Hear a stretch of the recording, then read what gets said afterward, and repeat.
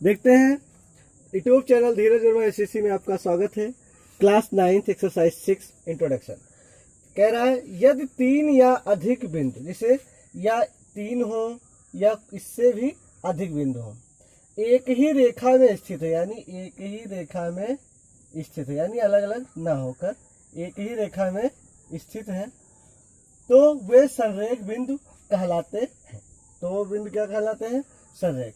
अन्यथा असंरेख यानी non collinear points कहते हैं। देखिए अब देखते हैं, अगर 3 बिंदु कोई है, अगर एक ही रेखा में है तो एक रेखा खींची जा सकती है, अन्यथा 3 पॉइंट होते तो हम इससे 3 रेखाएं खींच सकते हैं।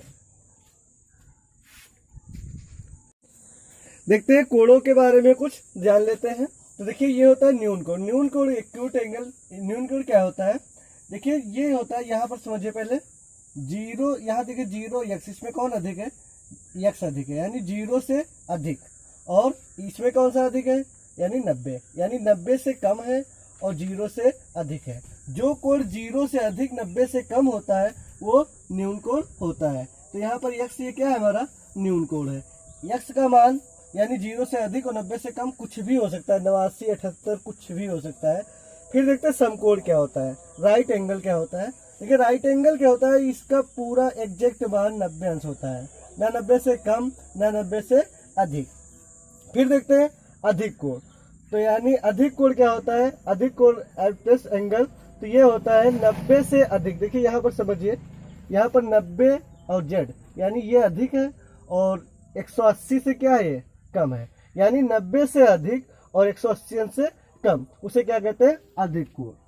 फिर देखते हैं रिज कोण, स्ट्रेट लाइन। ये क्या होता है? इसका एग्जैक्ट मान 180 होता है, ना 180 अंश से कम ना 180 अंश से ज्यादा।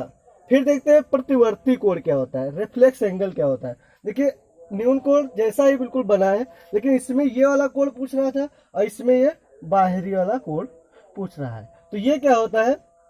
ये जो होता है 180 अंश से क्या होता है? 180 अंश से अधिक होता है और 360 से कम होता है। 180 अंश से अधिक और 360 से कम होता है।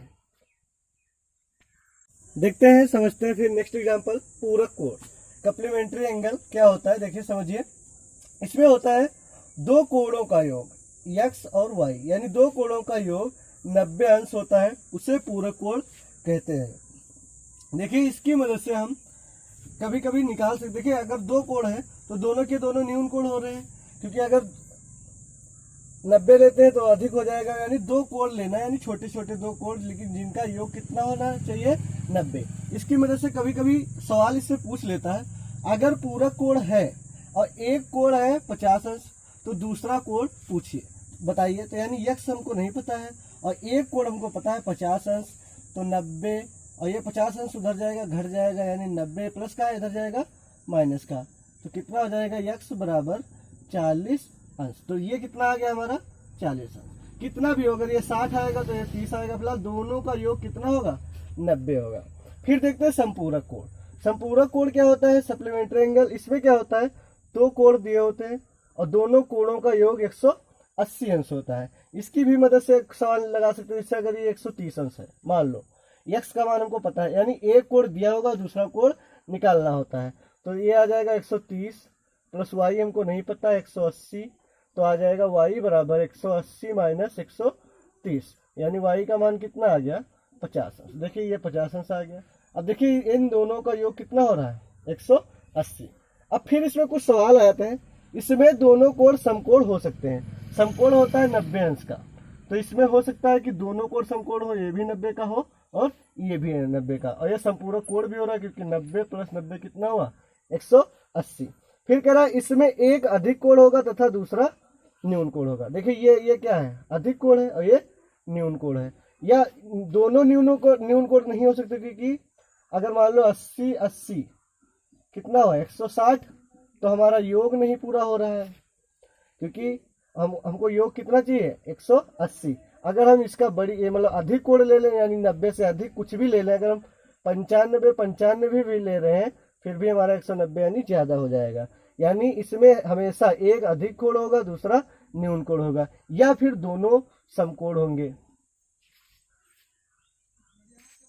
देखते हैं अब रैखिक युग्म क्या होता है। रैखिक युग्म का यूज सबसे ज्यादा होता है।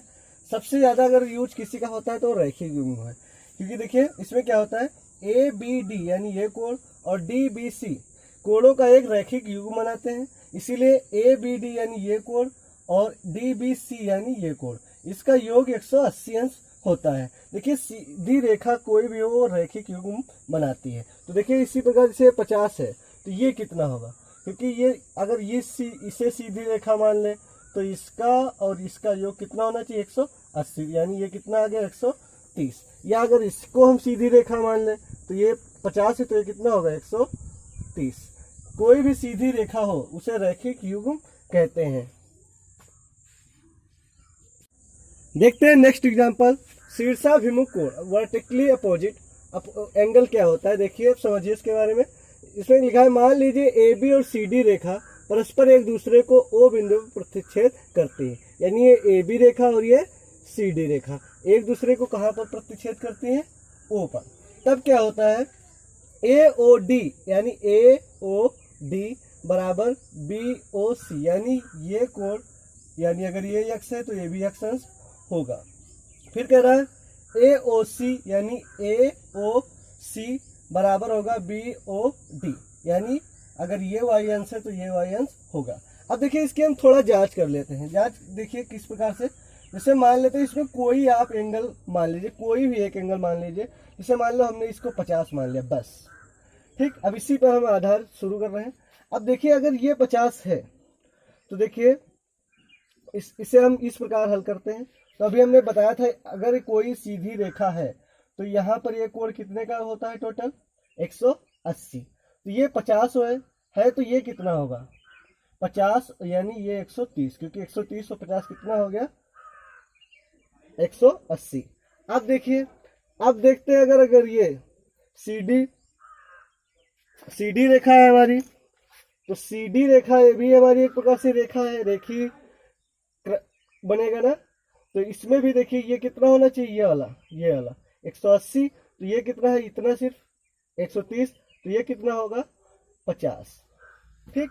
फिर देखिए अगर रेखा ए बी है, रेखा ए बी, तो ये कितना होना चाहिए 180, तो ये कितना है 50, तो ये कितना होगा 130। अब देखिए हमारे सामने सामने के कोण बराबर हैं, और ये भी शीर्ष मीन्स होता है सम्मुख, सम्मुख लिखा है, शीर्षाभिमुख कोणों के सम्मुख कोण क्या होते हैं, आपस में बराबर होते हैं। इस प्रकार आप देख सकते हैं। कहीं भी अगर क्रॉस गुणा हो रही है तो अगर ये 70 है तो ये कितना होगा 70, अगर ये 110 है तो ये कितना होगा 110।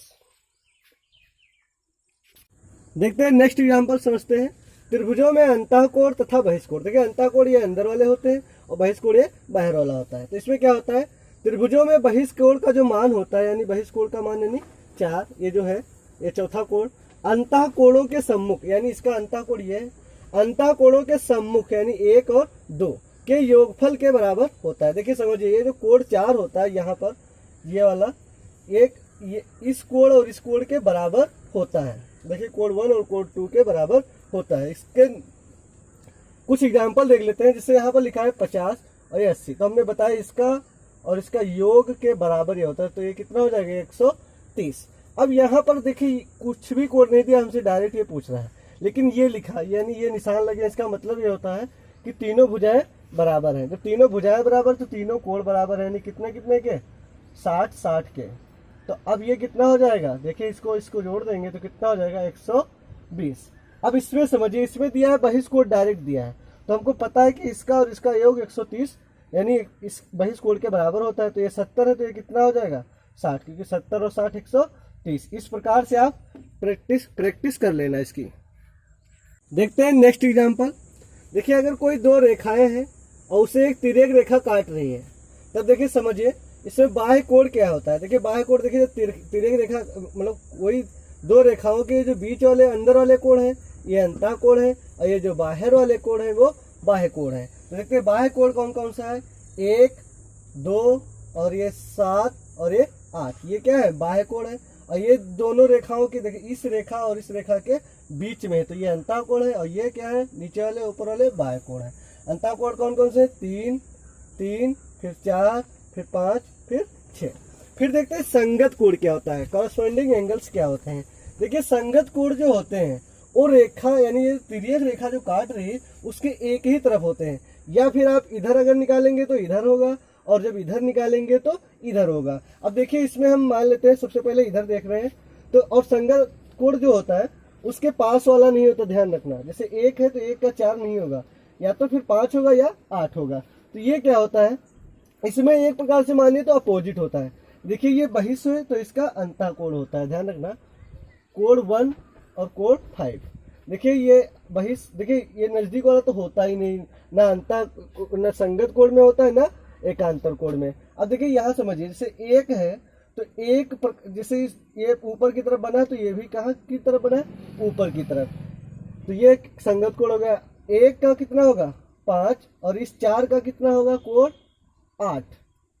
फिर इधर अगर देखते हैं इधर, तब इधर देखिए संगत कोण एक ही तरफ होता है, तो जैसे 2 है तो 2 का संगत कौन सा होगा, तो 2 का संगत ये 3 तो बिल्कुल नहीं होगा, तो कौन होगा, ये तो फिर 6 होगा या 7 होगा। तो देखिए ये ऊपर की तरफ बनना है तो ये भी किधर बनना है, ऊपर की तरफ, यानी इस प्रकार से। तो ये कोण 2 और कोण 6।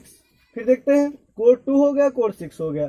फिर लिखा अब कौन सा बचा, 3 और 7, तो ये 3 होगा। देखिए ये नीचे की तरफ बनना है, ये भी नीचे की तरफ बनना है, यानी ये कौन सा होगा, कोण 7। ध्यान रखिए, अगर यहाँ पर ये शर्त दे दे कि ये दोनों समांतर हैं, अगर दोनों समांतर हैं तो यानी कोण 1 और कोण 5 क्या होगा, बराबर होगा, यानी कोण 4 और कोण 8 क्या होगा, बराबर होगा, और कोण 2 और कोण 6 क्या होगा, बराबर होगा, कोण 3 और कोण 7 क्या होगा, बराबर होगा।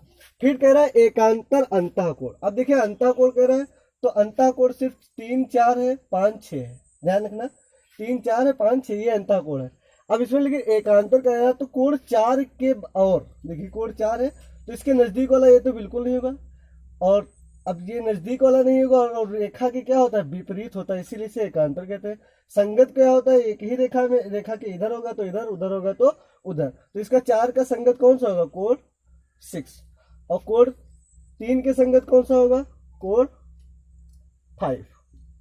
अगर ये समांतर है तो ये हमारे बराबर हो गया, यानी 4 के बराबर कोण 6 होगा, और इस 5 के बराबर कोण 3 होगा, यानी कोण 5 बराबर कोण 3।